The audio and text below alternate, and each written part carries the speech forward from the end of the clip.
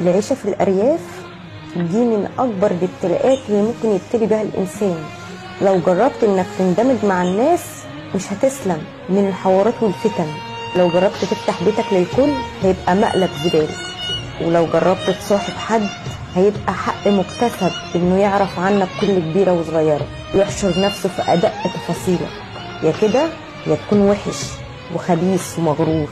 ولو جربت تحكي لحد وتستأمنه على سر، تاني يوم هتلاقي الكلب اللي بيجي قدام بيتكم عارف بالحوار. مفيش حاجة اسمها ثقافة خصوصية، انت في حالك ماشي واحنا في حالك برضه. اكلك شربك تصرفاتك لازم تعجبهم الاول. عندهم عقدة النقص، ما بيحبوش يشوفوا حد احسن منهم ولا ناجح في حياته. لو شافوا حد ناجح بيقعدوا يحبطوا فيه.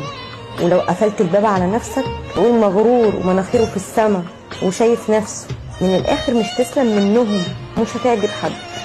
الريف والقرى غير آمنة انك تعيش فيها. والله قالوا زمان من طلب العلا هجر القرى، فإن الحسد في الأرياف ميراث.